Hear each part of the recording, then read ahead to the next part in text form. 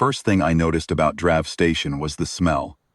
Not the recycled atmosphere smell that most stations share. That faint metallic sweetness from scrubbers working too hard on too little. This was something older. Something underneath the filtered air, pressed into the deck plating and the load-bearing walls like grease into a work uniform. It was animal, dense and dry, the way a very large creature smells when it hasn't moved much. And when it has moved, something nearby has died because of it. I noticed it. Nobody told me to.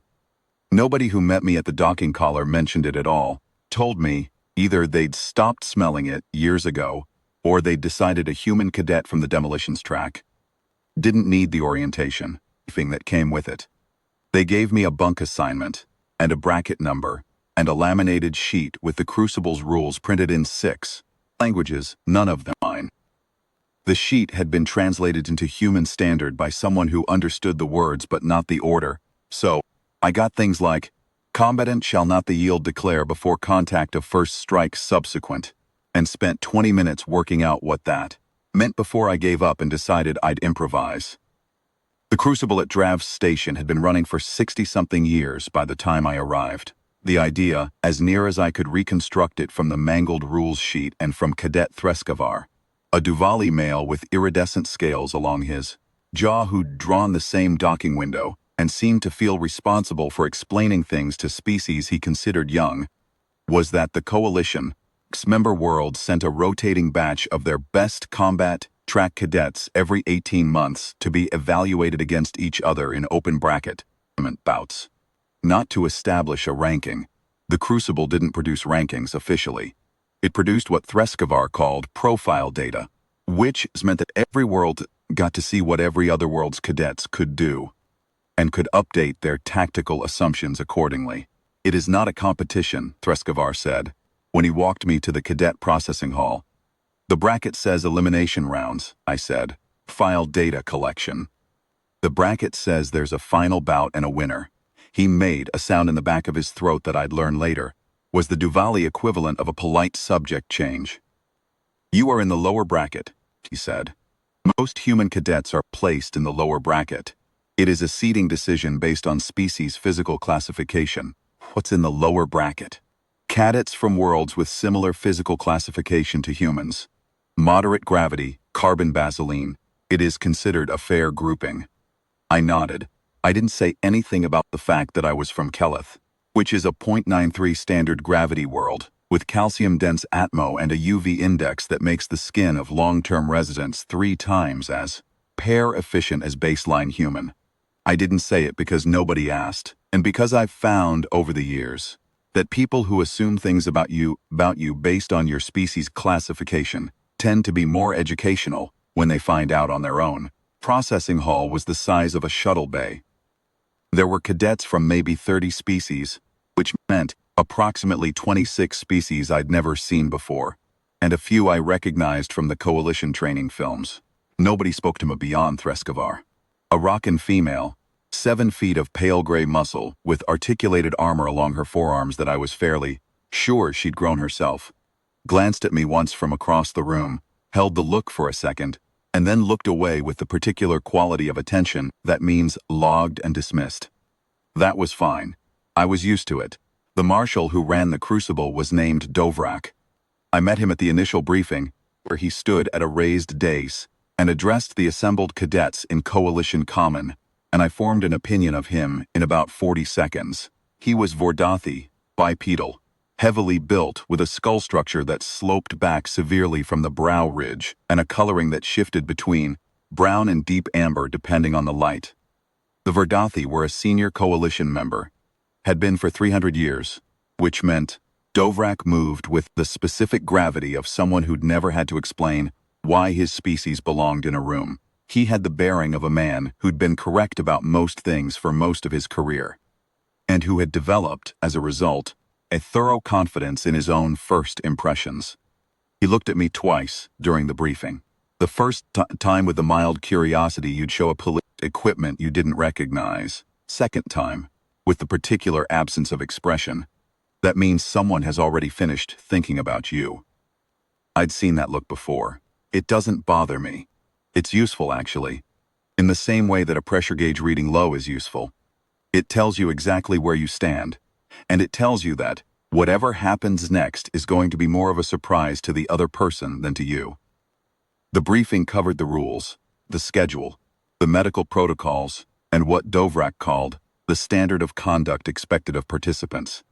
He didn't look at me during that part, which probably tells you something. Threskavar walked me to my bunk afterward.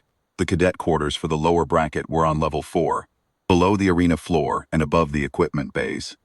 They were not unpleasant.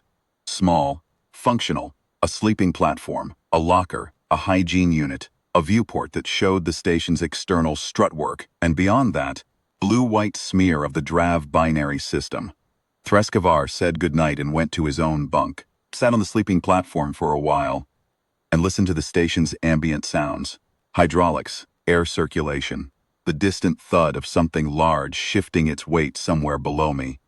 That last one caught my attention. Shh. I waited until the lights in the corridor had gone to the low blue of the sleep cycle, and then I got up and went looking. Pens were 2 levels below the cadet quarters. I found them by following the smell, that animal-dense dry smell, and by following the sound, intermittent and low frequency enough that I felt it more in my chest than heard it in my ears. A hydraulic door at the base of a maintenance ladder had a simple latch, not a security lock, because the Crucible administration had apparently not anticipated that any cadet would choose to go down there voluntarily. The corridor beyond the door was wide enough that I could have lain down sideways across it and not touched both walls, which tells you something about what used to be moved through it and might still be. The lighting was amber, low, and even, the kind of light you use in spaces where you need to see clearly without disturbing whatever's inside. There were 6 pen sections, each gated with a bar lattice of some dark alloy I didn't recognize, each large enough to garage a ground transport. The first 3 were empty. The 4th held something quadrupedal and enormous. A species I later learned was called a Vethrak, and I stopped in front of its pen and spent a long moment just looking at it. I want to try to describe what a Vethrak looks like, because Chitnus Siege Predator doesn't really convey it. Think about the largest thing you've ever seen that was alive and moving, and then add 2 more limbs and an exoskeleton that has grown around a musculature roughly equivalent to a main battle vehicle, and then think about the fact that all of that is arranged in a way that is clearly and specifically designed to end things. The chitin was dark, mottled black and deep green, with a texture like compressed bark, and it caught the amber light in layers, so that the creature seemed to glow faintly from beneath its own surface. 6 limbs, 4 bearing weight, 2 raised and folded along the thorax.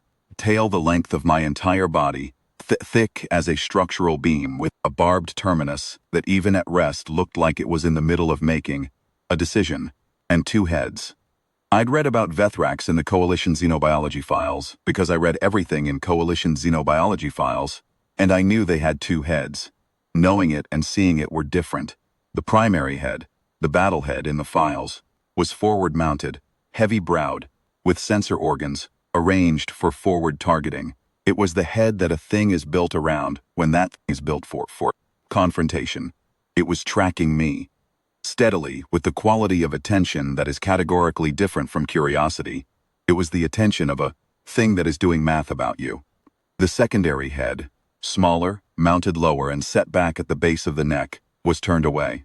It was pressed close to the outer curve of the Vethrak's own shoulder, eyes closed, and it was perfectly still. Not asleep, just still, in a way that seemed to require effort. The way you go still when you're waiting for something, and you don't know when it's coming. I stood there for a while. The battle head tracked me. The secondary head stayed still. I was carrying a ration bar in my jacket pocket. I'd taken it from the cadet mess before lights out, because I get hungry at odd hours, and the mess doesn't run on my schedule. I took it out and looked at it for a moment, and then I crouched down and extended it through the bar lattice. The battle head's tracking didn't change, but after a moment, 4 seconds, maybe 5, the secondary head turned. It oriented toward me, slowly, not with the decisive efficiency of the primary head, but with a quality I can only describe as tentative, like something that has learned to be careful about wanting things. It was smaller than the battlehead by about a third, sensor organs arranged differently, wider set, with more olfactory surface area, and less targeting geometry. It was looking at me the way a creature looks at something when it's trying to decide whether to trust it. I held the ration bar still. The secondary head extended toward the lattice, slowly. The primary head did not move. The secondary head took the ration bar from my hand with a delicacy that seemed entirely at odds with what I knew a Vethrak's primary head was capable of. It ate it. The secondary head ate it. The primary head continued its math about me, absolutely uninvolved. Then the secondary head went still. Not pressed to shoulder still, not waiting still. A different kind of still. It oriented toward me, its sensor organs open and passive, and it stopped moving and it stayed stopped. And there was something in the quality of that stillness that I didn't have language for yet. I didn't know what it meant. I made a note of it, the way I make a note of things I don't understand. And I said good night to both heads without expecting a response. And I went back to my bunk. I slept well. I usually do. The crucible opened the following morning at the station's first bell, which was a sound like someone striking a very large and very patient piece of metal. Not loud, but thorough. The kind of sound that goes through walls. The arena was a sunken oval, about 80 meters at its longest, viewing tiers rising on all sides to the station's interior ceiling. It was already half full when I came in with the lower bracket cadets. The upper tiers held observers, station personnel, a few civilian contractors, some military attached from the Vordathi administrative cadre. Middle tiers held cadets from the upper brackets, watching as part of what Dhovrak had called strategic familiarization with Allied combat profiles. Lower tiers were for the participants. I found a seat at the end of a bench near the arena's west entrance. Threskavar sat 2 seats away and spent the opening bouts making quiet observations about the combatants that I found genuinely informative. He knew a lot about comparative anatomy and was generous with sharing it, which I appreciated. First bracket opened 2 Ration cadets in a grappling bout that lasted about 90 seconds and was, by any standard, impressive. Then a Duvali male against a species I didn't recognize, cephalopod adjacent, 4 strong manipulator limbs, which went longer and ended with the Duvali on his back in a technical yield position. Then a group bout, 4 cadets from an insectoid species called the Hekari, who moved in the kind of natural formation that suggested they'd been fighting as a unit since before they'd learned to speak. I watched all of it carefully. My first bout was at the second bell. My opponent was a cadet from a species called Thandri. I'd seen 3 of them in the processing hall, and had noted they were built along a similar physical axis to humans, which is probably why we were in the same bracket. Slightly taller, gray-green skin, 4 fingers per hand, with a second knuckle that extended the reach. The Thandri, as a species, had a gravity classification 0.1 above human standard, which in practice meant my opponent had about 15% greater natural impact, force than I did when we started. I noticed the way he stood in the pre-bout position. Weight-centered, arms positioned for forward momentum grappling. It was solid technique for his weight class. It assumed the other combatant was going to approach from the front and engage on similar terms. I didn't approach from the front. I'll skip the specifics, because the specifics were neither clean nor elegant, and I'm aware that what I do doesn't look like what anyone else does. My demolitions-track instruction is about understanding structures, physical structures, the load-bearing relationships that make a thing stand up, and the targeted interventions that make it not stand up anymore. It turns out this applies to beings as well as buildings. If you're willing to think about it in those terms, and I've been willing since I was 17. The bout lasted 42 seconds. The Thandri cadet yielded from a position I'm not going to describe in detail, except to say that it wasn't the position either of us had started in, and that the Crucible medical team cleared him before I'd finished walking back to my bench. There was a silence in the lower tier, not the appreciative silence after the rockin' bout. A different kind, the silence of people updating their assumptions in real time. Dhovrak, on his elevated observation platform, made a note on his data slate. I couldn't read his expression from where I sat, but the angle of his head suggested professional interest, which was different from what it had suggested. when he'd looked at me during processing. Skavar leaned over. That was not what I expected. People say that a lot, I said. My second bout was at the fourth bell, against a Rockin female, not the one who'd dismissed me in the processing hall, a different one, slightly shorter, but with the same grown armor forearms. The Rockin are from a world with 1.3 standard gravity, and they train from early youth in an impact-based combat discipline that the Coalition military files describe as efficient, in the way they describe things that are efficient but also deeply uncomfortable to be on the receiving end of. This bout lasted longer. She was very good. I want to be precise about this. The Rockin cadet was significantly better at the thing she was doing than most beings I've been in a ring with, and the thing she was doing was, in most circumstances, an effective approach. I'm not most circumstances. We went for 3 minutes and 40 seconds, which meant I was working harder than I'd expected to, and that I took 3 impact strikes that would bruise nicely by evening. The demolitions principle still applied. Find the load-bearing point, apply the right pressure at the right angle, and things come apart on their own.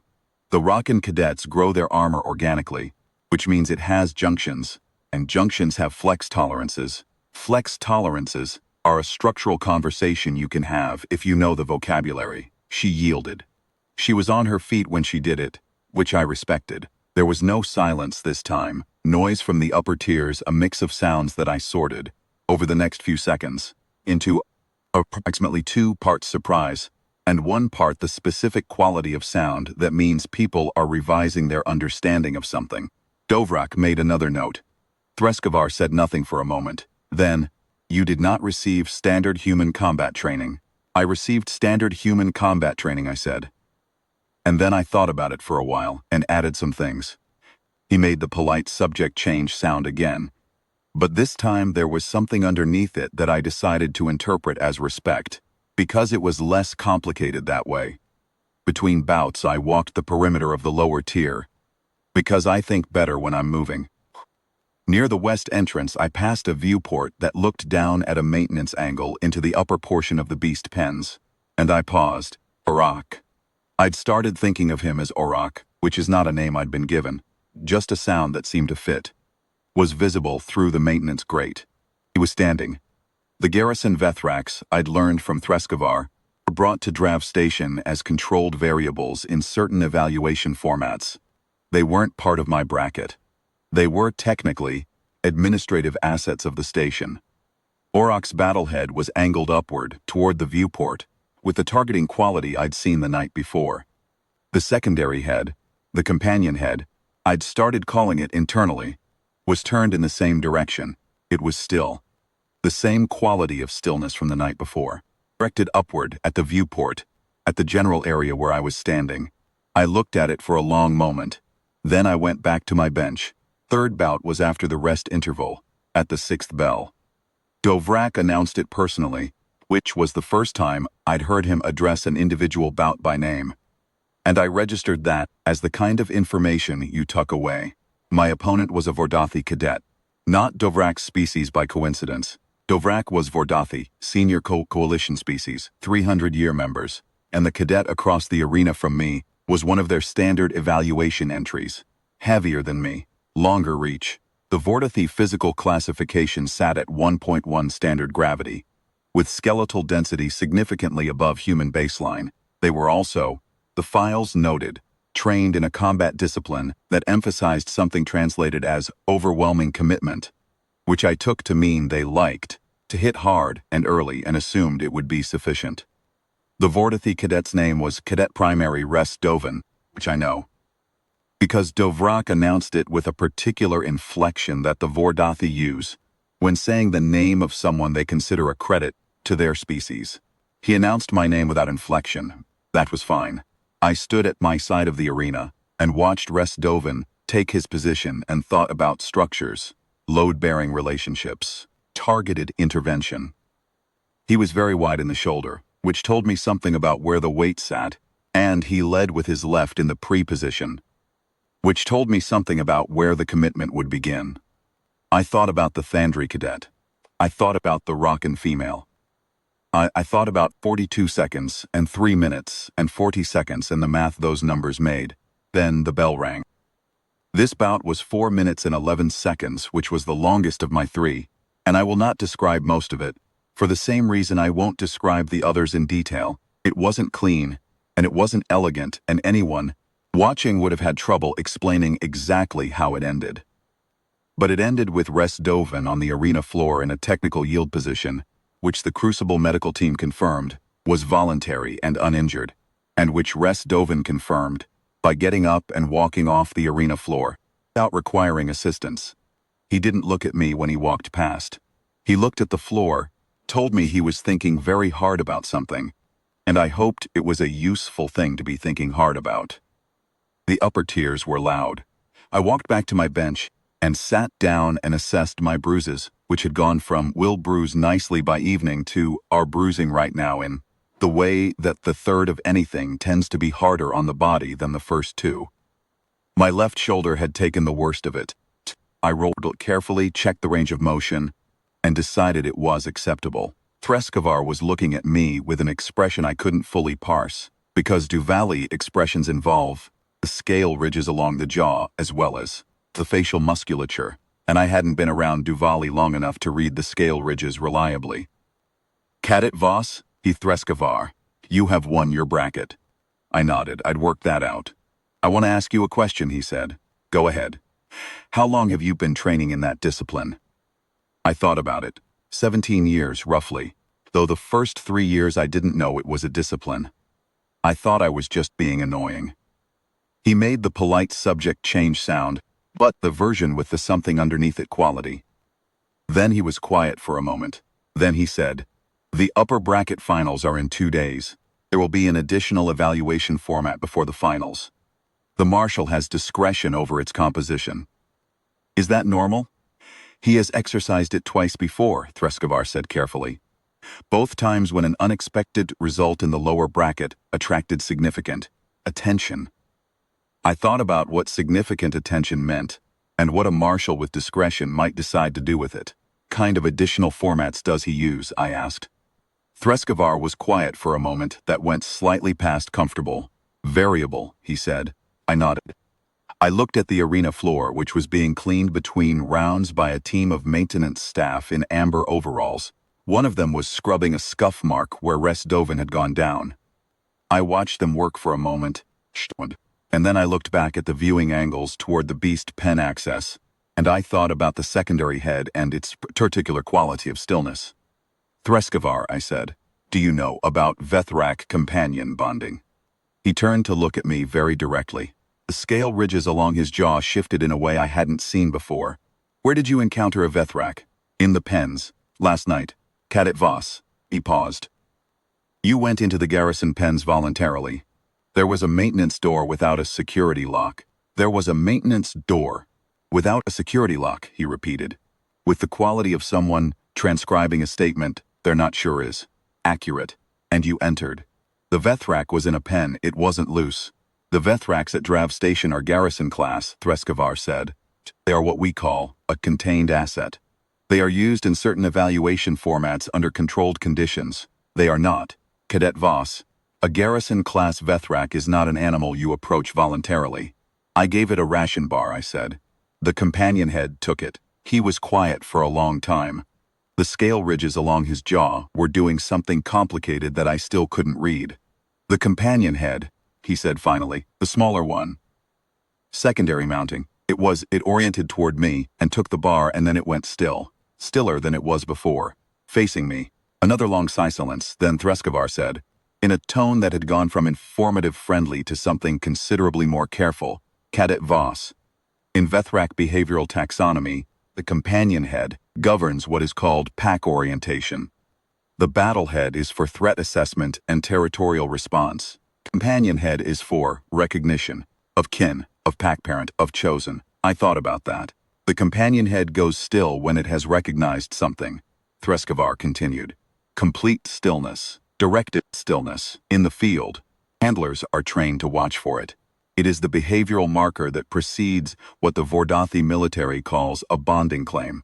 A Vethrak whose companion head goes still toward a specific individual is He stopped, started again. It has in the behavioral taxonomy declared that individual its pack parent. I sat with that for a moment.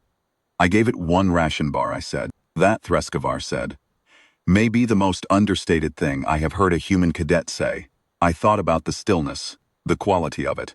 The secondary head pressed close to its own shoulder all night, in what I'd read as waiting, and now I understood what it had been waiting for, something to be still toward.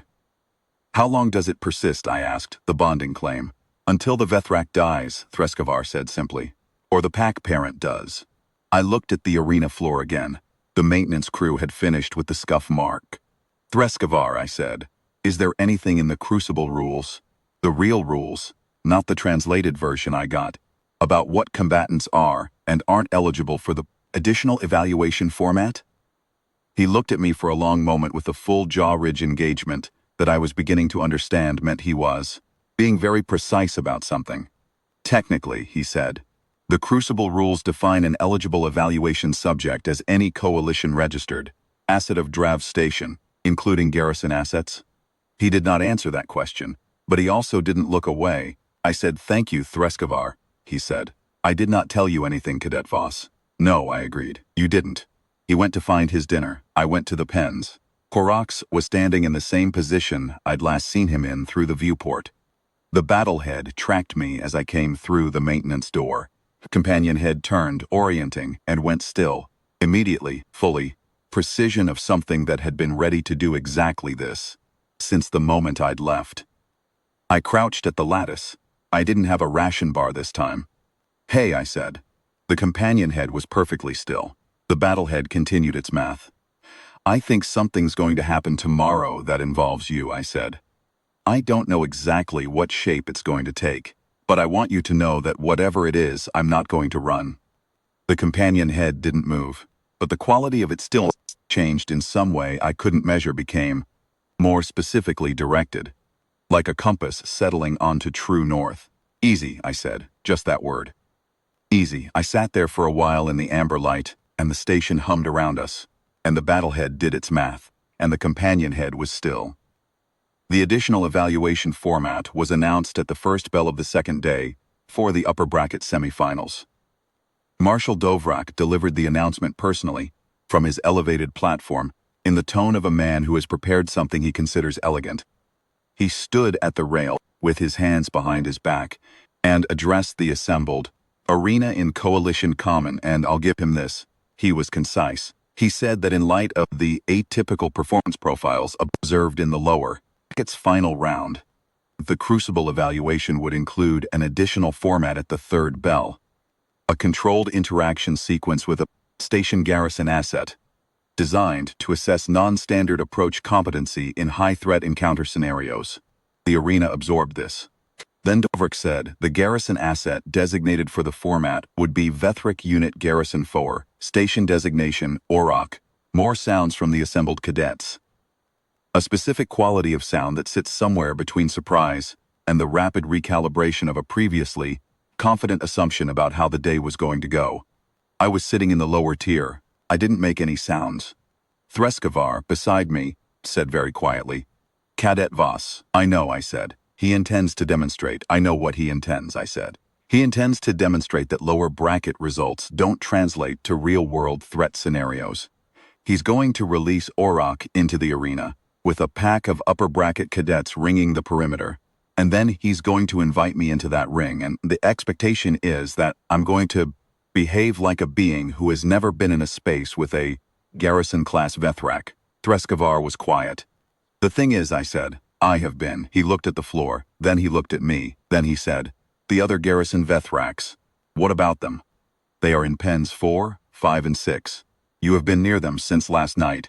I thought about the maintenance corridor, the amber light. The 6 pens, of which the first 3 were empty, and the 4th held Orok, and I hadn't looked closely at 5 and 6, except to register them as present and occupied. The garrison runs in a cohort, Threskavar said. 6 individuals, one of which becomes the cohort anchor. If the anchor bonds, he stopped. The behavioral taxonomy is complex. Cohort Vethraks share sensory orientation through subharmonic channel communication. The anchor's companion head registers The others register it too, I said, in a general sense. Yes. I sat with that for a moment. Skavar, I said. Why are you still telling me things you didn't tell me? He made the polite subject change sound. I am providing context relevant to your evaluation performance, he said. It is in the spirit of the Crucible's stated objective of profile data collection. Of course, I said. Thank you. I did not. Tell me anything. I know. At the third bell, 12 upper bracket cadets took positions in a ring formation around the arena. They were the strongest available physical classifications. 4 Rakan, 3 Vordathi, 2 Hekari, a Duvali, 2 species I didn't recognize, but which moved with the easy economy of beings who have extensive practice at moving through spaces where the other things in the space are trying to kill them. 12 was a significant number. Dhovrak had thought about this. 12 was enough to contain a garrison Vethrak if it charged the perimeter. The sight lines overlapped. The weight distribution was adequate to redirect an impact. And 12 was more than enough to make any alternative approach look very lonely. I was told to enter the arena from the east gate. I did. The arena floor was the same 80-meter oval I'd fought my bouts in, but it felt different, with upper bracket cadets around its edge and an empty space in the center that was waiting for a garrison-class Vethrak. Fill it. The upper tiers were full. Every cadet who wasn't in the ring was watching. The observer gallery was full. I could see Dhovrak at his elevated platform, data slate in hand, expression professionally neutral, in the way that means someone is quietly satisfied. I walked to the center of the arena. I stood there. After a moment, the west gate opened. Orak came through it. If you've never seen a garrison-class Vethrak at full extension in an open space, I'm not sure I can give you an accurate picture. In the pen, under amber light at rest, he'd been large and dense and purposeful. In the arena, under full overhead lighting, 6 limbs moving in the fluid articulation of a creature at alert. He was something else. The chitin caught the light completely differently, deeper. The color shifted across the spectrum as he moved. Black-green to deep blue to something I don't have a color word for, all in the same second. The tail tracked behind him with independent balance adjustment. The 2 heads oriented on different axes simultaneously. The battle head forward and sweeping, cataloging the 12 cadets in their ring positions, running geometry, the companion head oriented on me, immediately, completely, and went still. The 12 upper bracket cadets in the ring held their positions. I'll give them that. Whatever they'd expected, whatever they'd thought they were there to contain, they held their positions. Orak crossed the arena floor. He didn't charge. He walked. The 6 limbs moved in the efficient ground-covering gait that the xenobiology files describe as transit movement, the movement a Vethrak uses when it is going somewhere specific and is not currently being opposed. The battlehead tracked the ring cadets continuously. The companion head tracked me continuously. He walked to me and he stopped. He was very close. Battlehead range would have been considerable. Companion head range was roughly arm's length from where I was standing. His chitin exhaled the dry animal warmth of the pens, concentrated now.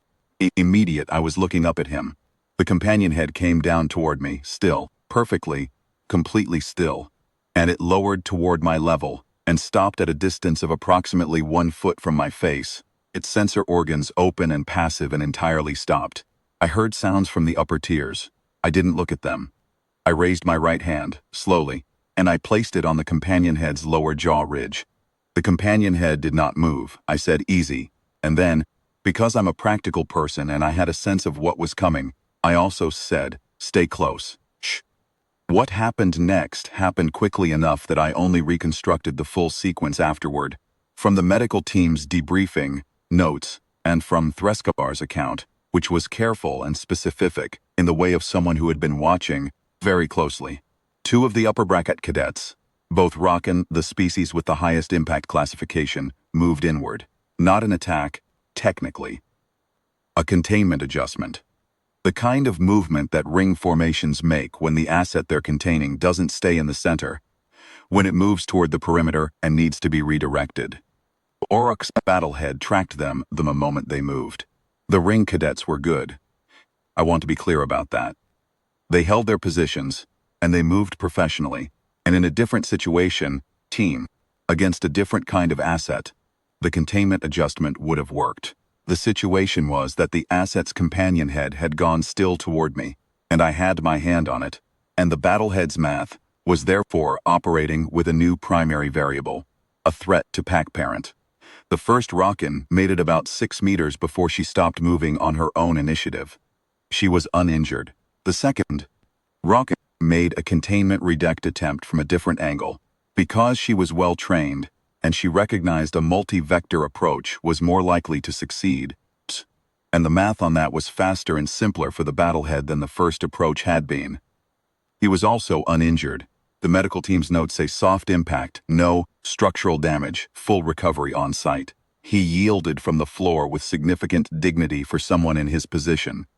The third Ration made a decision I respect entirely, which was to reassess and stay where she was.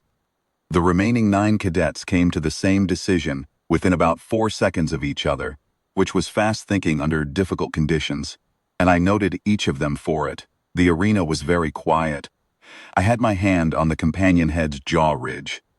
The battlehead was surveying the ring with the specific quality of surveillance that a Vethrak uses, when it has just addressed 2 threats and is checking whether there are more. I said, "Easy." The battlehead's sweep slowed. Below, from beneath the arena floor, from the direction of the pens, a sound began. Low, very low. Subharmonic, the kind that goes through structure rather than air. I felt it in the soles of my feet, and in my back teeth, and in the floor of my chest. Built slowly, the way a tide builds, not rising in pitch but in presence in weight, until it was something I was inside rather than something I was hearing. Threskavar told me later what the sound was. The garrison Vethraks in pens 4, 5, and 6, Dhovrak's cohort, had begun to sound. All 3 of them, the same subharmonic, synchronized, in the channel that garrison handlers call the recognition toll. The sound that Vethrak cohorts make, Threskavar said, in 2 situations only, when a pack parent dies, and when a pack parent is found. The arena stayed quiet while the recognition toll built and held and built. I looked up at the elevated platform where Marshal Dhovrak was standing. He was not looking at his data slate, TNT, with his hands behind his back, and his expression had from professionally neutral to something I read as the specific quality of a man who had prepared something he considered elegant and is revising his assessment of that preparation. His data slate was in his left hand, angled down, not being written on. Dhovrak turned, not quickly, not with urgency, with the deliberate quality of a thing that is not in a hurry because it doesn't need to be. And he lowered himself to the arena floor, collapsing, settling. 6 limbs folding in sequence, the enormous chitin frame going horizontal, the battlehead lowering to floor level, the companion head resting against the floor near where I was standing. Still, I looked up at the tiers. I looked at the 12 upper bracket cadets around the ring. 3 of whom were no longer in their original positions and all of whom were looking at me with expressions that I took a moment to read. Not fear, something more precise than fear, particular expression that very competent beings get when they encounter a variable they had not included in their model. I looked at the observer gallery, at Dhovrak's platform. From somewhere behind me, from the station intercom, or maybe from the command channel, I'm not sure, a voice said something in Vordathi that I didn't understand at the time. I asked Threskavar later.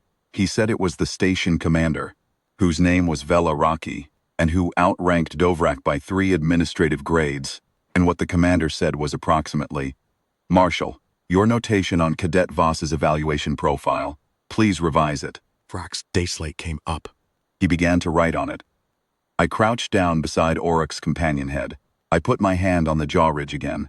The recognition toll from the pens was still sounding, low and steady and present, like the station itself had decided to say something it had been holding. "Good," I said. "Just that, good." The companion head was perfectly still. Someone from the observer gallery, I couldn't see who, began to produce a sound that might have been applause in their species conventions. Someone else joined them. The upper tiers got complicated.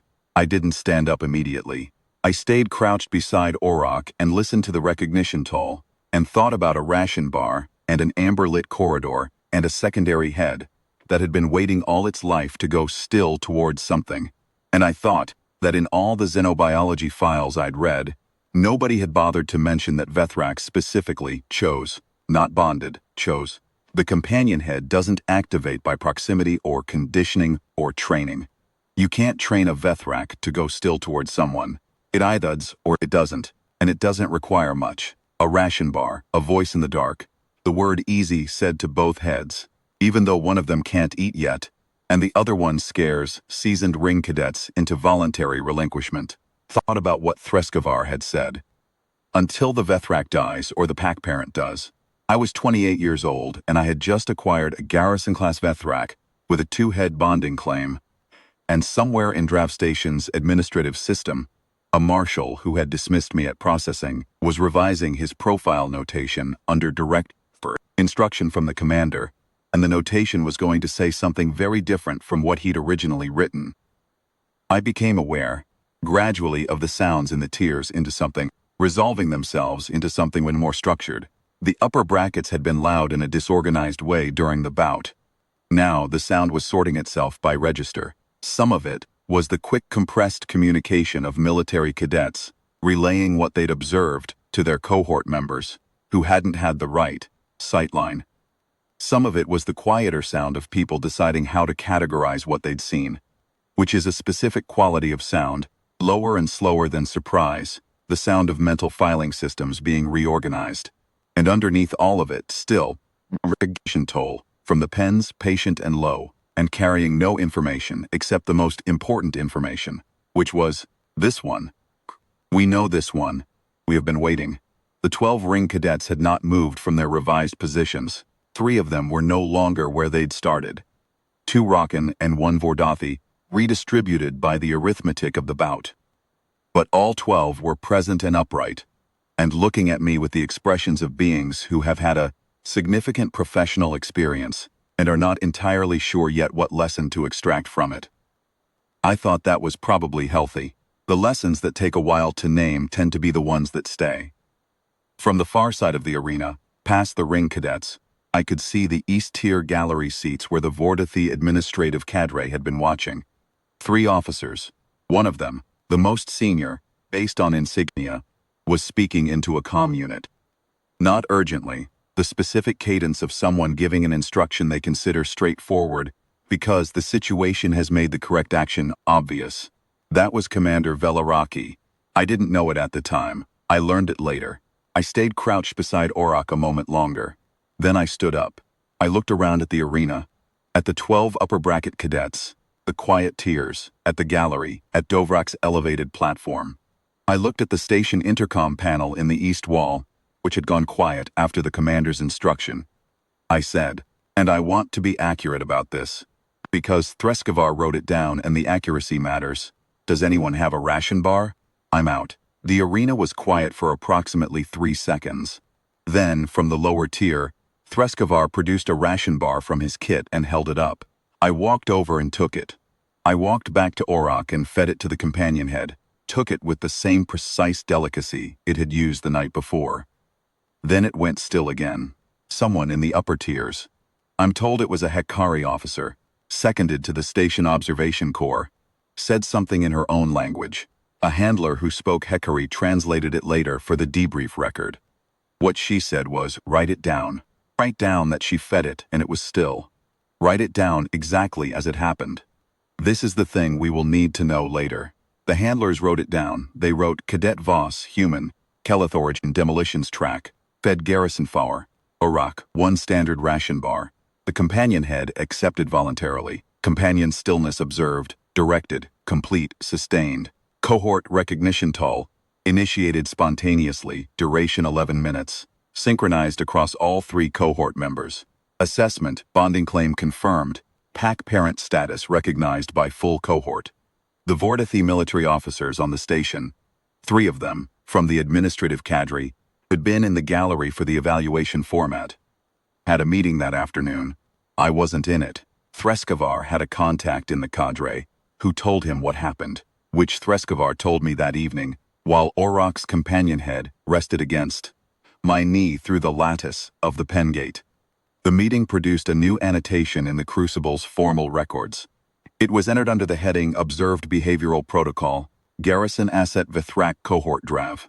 The annotation read, in full, Companion Head Stillness Event, induced by voluntary provisioning, unsolicited, unstructured, individual cadet action, subsequent cohort-wide recognition toll, tactical and doctrinal implications under review. Someone, and the records don't specify who, though Threskavar has a theory, added a subheading to the annotation by the following morning. The subheading read, Quiet Head Doctrine. Nobody in the meeting had authorized the subheading. It was just there, in the formal record, the way unofficial truths sometimes make it into official documents when nobody's watching closely enough. Dhovrak's revised profile notation on me went into the system at the end of that day. I asked Threskavar to translate it. He did carefully, with his jaw ridge scales doing the complicated thing that I'd come to read as precision aidment. The notation said, Cadet Sera Voss, human, Keleth, lower bracket assignment, inaccurate, combat discipline, unclassified, structurally analytical, non-standard, and upper bracket reclassification for all future Crucible entries. Additionally, demonstrated unsolicited pack parent behavior with Garrison 4, Dhovrak, resulting in confirmed bonding claim and full cohort recognition toll. Coalition tactical files do not contain a precedent for voluntary companion head bonding under informal conditions. Recommend xenobiology consultation. Station commander has requested formal review of garrison protocol as applicable to bonding claim pack parents. The last line of the notation read, Marshal's original assessment, incorrect. I thought about that for a moment. Then I thought about Dhovrak writing those 5 words. Marshal's original assessment, incorrect. Under direct instruction, entering them into the permanent Crucible record where they would be cross-referenced against my profile forever. I thought that was probably sufficient. That night I sat with Dhovrak for a long time in the amber light of the pens. The recognition toll had faded, but the subharmonic presence of the cohort was still there, in the background, like the station had a new kind of vibration that it had been deciding whether to make for a long time, and had finally decided. The battlehead did its math. The companion head was still. I'd been at Drav Station for 2 days. I had a bracket win, 2 bruised ribs on the left side, and a garrison-class Vethrak whose companion head had decided that I was the thing it had been waiting to go still toward. I thought about the ration bar. I thought about maintenance doors without security locks, and amber lighting, and secondary heads pressed close to their own shoulders in the posture of waiting. I thought about how the smallest thing sometimes turns out to be the load-bearing point. The targeted intervention that changes the structure of something without any of the surrounding architecture, realizing it's happening until the shift is already complete. My hand on the companion head's jaw ridge. Haze, I said, easy. The companion head was still. From pens 5 and 6, recognition toll began again. Quiet and low and patient the way a tide begins. The station hummed. The overhead lights cycled toward their sleep period amber. I stayed until the amber settled, and then I said goodnight to both heads, and I went back to my bunk and I slept well. I usually do.